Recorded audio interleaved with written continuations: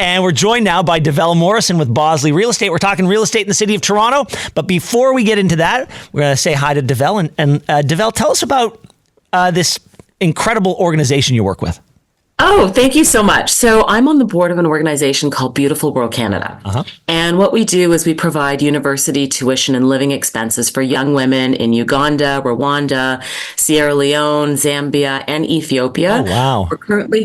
We're currently supporting 415 girls. We want to get to 85 more girls. And we're going to be holding a fundraiser, which is free, on Wednesday, December the 4th at the Enoch Turner Schoolhouse at King and Parliament. It's just from 5 until 7. And we've got Tanya Williams, formerly Olivia, on The Young and the Restless as moderating a panel discussion on young women in Africa. And if you'd like to sign up, just go to eventbrite.ca and search Beautiful World Canada. That sounds wonderful. I've never heard of this organization before, but what a noble cause. Yeah, I've been working with them for a number of years now. And in fact, back in 2019, I actually went to Uganda and Rwanda with the organization to see and visit some of the girls going through the program. So it's quite an experience. It's great to be able to give back that way. And at this point, I guess the organization's been around long enough that you've seen the fruits of the labor of Beautiful World Canada, meaning you've seen some of these young girls come out of university. Yes. Oh, absolutely. For sure. And I mean, you have to keep in mind that for a lot of young women in those countries, their parents just want to marry them off to get money. Yeah. And so having money to go towards education so they can actually get jobs. Yeah. It's a definition of empowerment. To get before they get married is huge. And, during the pandemic, because so many of the schools were closed, some of the parents were like, well, you're not in school, you got to get married. Yeah. So this is a huge help to the women that go through the program.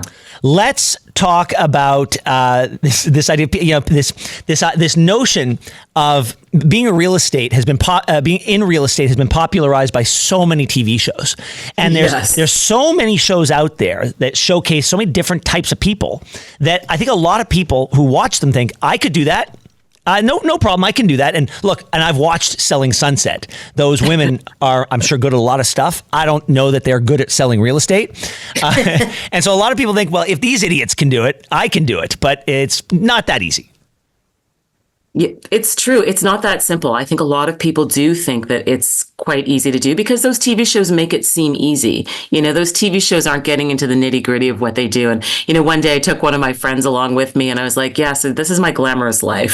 She's laughing because it really wasn't anything that she'd seen on TV. Well, and I stopped watching Selling Sunset because I just find that the way the women dress, I find it just so over the top. I can't watch it. It's not my thing anymore. And it crossed a line in my soul. But I got to the point where started getting curious. I was like, how much real estate do these women actually sell? Turns out very, very little. I don't know that they sell any, certainly wouldn't be able to afford their hair and makeup on what they sell. Or their Botox. Yeah. Oh my God. Yeah. It's do you think they're doing a service or a disservice to your industry? I think they're doing a disservice. Now, don't get me wrong. I do like watching real estate shows. Yeah. So I love watching $1 Million Listing. Oh, yeah. MDL? Heck yeah. Yeah, that I like. They do a lot of work. But there's another show on Netflix. It's called L'Agence. And what it is the Parisian agency. Okay. And so it's a family-owned brokerage, and they're selling real estate all over Europe. And it's amazing. Really? Oh, I haven't watched that yet. It's beautiful. If you like looking at gorgeous houses, this is the show for you, for sure. All right, well, let's talk about life a little closer to home. What is the state of the real estate market here? A lot of people are wondering if the market's going to lose steam this winter. Well, it's interesting. Buyers are definitely coming back to the market. I've been looking at some charts and I've noticed that the bottom of the housing market, or the detached housing market, was in July. And ever since then, prices have been creeping up. And we're also seeing the number of sales creeping up as well, too. And with the condo and semi-detached market, I've noticed that August was actually the lowest point, was the bottom of that market.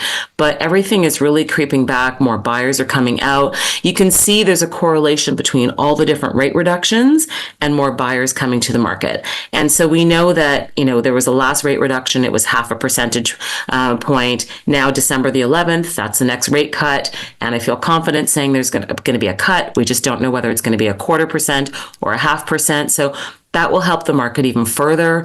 But then also the government has a new rule that after December the 15th, instead of having to put 20% down payment on purchases over $1 million, it's now going to be a 20% down payment for anything over $1.5 million. So I think that the market we're going on that trajectory right now. And what do you think of the Conservative Party proposal that they've been floating for the past couple of weeks of removing the GST on new homes? What is it, under $1 million? What do you think is going to? Yeah, what do you think that's going to? If that were to be implemented by either by anyone, what do you think the knock-on effect would be? I don't think it's huge right now. I think that we still need to go back to the fact that about 30%, if you're buying a pre-construction condo or house, that about 30% of what you're spending is going to is taxes.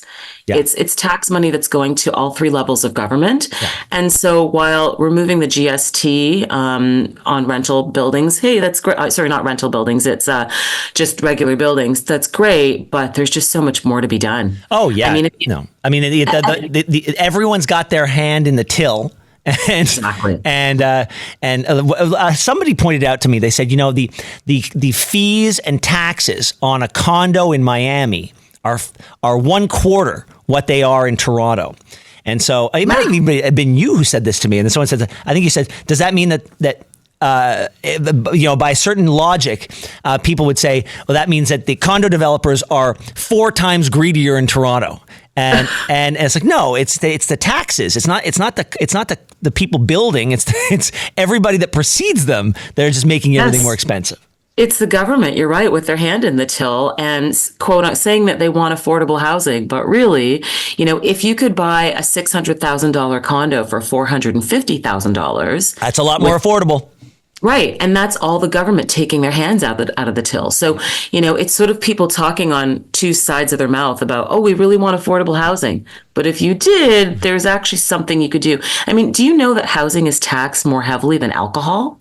I did not know that. That's crazy. Yeah, well, it's Canada. But can I tell you personally, as somebody who does this on the radio, I find some of the most frustrating conversations to have that I sort of shy away from is questions about real estate and affordable housing with government officials on this show. Because to have one layer of government come in here, it does nothing to move the conversation forward, because unless you have them all in the room together where you can hold them all accountable at the same time, you're not going to get anywhere. So I don't like having those conversations. I don't care if the mayor tells me, well, we're doing X, Y, and Z, if I don't have the other two levels of government to then say, well, what are you doing then? Absolutely. But the other thing too is that I'm not sure that they're actually consulting with a lot of people in the industry. Yeah. Well, all the more reason for you and me to have conversations around selling Sunset, because that at least moves the ball forward on one file.